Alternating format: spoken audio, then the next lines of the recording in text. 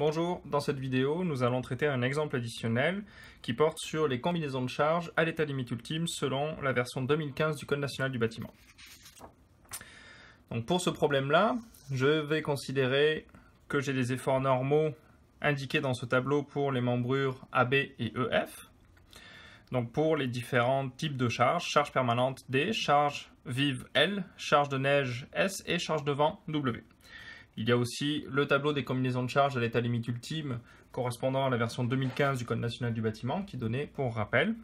Et nous allons mettre en pratique les méthodes de combinaison de charges que l'on a vues dans une vidéo précédente et que j'ai présentée en classe. Donc, commençons par la membrure AB. Pour la condition 1 c'est juste 1,4 D. D c'est un effort de 10 kN, donc ça va être 14 kN que je vais obtenir comme effort pondéré sur la membrure AB à l'état limite ultime pour la condition 1. Pour la membrure EF, même principe, simplement 1,4 D, donc on obtient 14 kN. Passons à la condition 2. Donc pour la condition 2, c'est 1,25 D ou 0,9 D, plus le 1,5 L, et comme charge action concomitante, soit 0,4 W, soit 1,0 S. Première question à se poser, est-ce que l'on choisit 1,25D ou 0,9D? Ici, D et L sont de même signe. Donc, on va prendre 1,25D plus 1,5L. Et la question suivante, est-ce que je rajoute le 1,0S ou le 0,4W? Ici, comme L est de signe positif, S et W sont de signe négatif, donc je ne rajoute ni 1,0S ni 0,4W, simplement parce que ces forces ne sont pas de même signe que celles que l'on obtient avec la charge vive. Donc simplement 1,25D plus 1,5L, et si on fait le calcul, on trouve 35 kN. Condition 2, mais cette fois-ci pour la membrure EF. Là aussi, D et L sont de même signe, donc on va prendre 1,25D plus 1,5L. Et la question suivante, est-ce que je rajoute 1,0S ou 0,4W? L est positif, W est négatif, donc je ne rajouterai pas 0,4W. Par contre, L et S sont tous les deux de même signe, donc je vais rajouter plus 1,0S. Et si je fais le calcul, j'obtiens un effort normal de 47 kN. Passons à la condition 3. La condition 3, c'est 1,25D ou 0,9D, plus 1,5S, et pour les charges d'action concomitantes, soit 1,0L, soit 0,4W. Pour la membrure AB, est-ce qu'on prend 1,25D ou 0,9D? Ici, j'ai D qui est positif et S qui est négatif.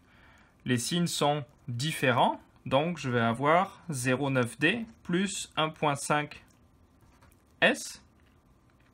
Et ensuite, est-ce que je rajoute le 1,0L?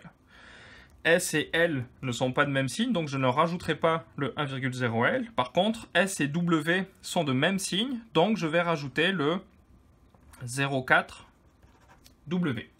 Et si je fais le calcul, je trouve comme effort normal moins 16,2 kN. Condition 3 toujours, mais cette fois-ci pour la membrure EF.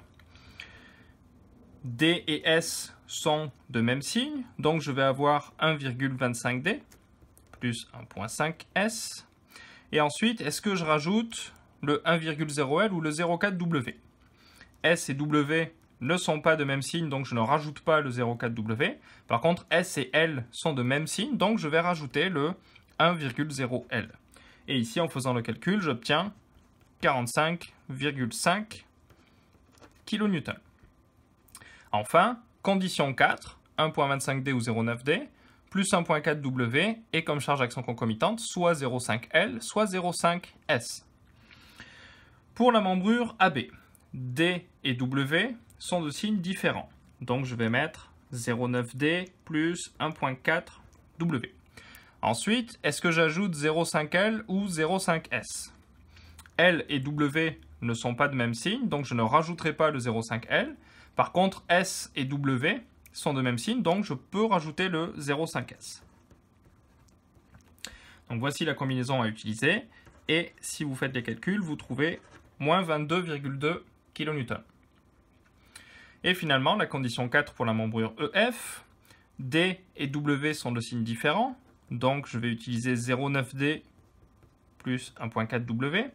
Et ensuite, est-ce que j'ajoute 0,5L ou 0,5S? Ici, on remarque que W est de signe négatif et L et S sont de signe positif. Donc, je n'ajoute ni 0,5L ni 0,5S. Simplement 0,9D plus 1.4W. Et je trouve comme effort normal moins 16,2 kN. Donc, voici quels sont les efforts normaux pondérés à l'état limite ultime pour les combinaisons de charges de la version 2015 du Code national du bâtiment.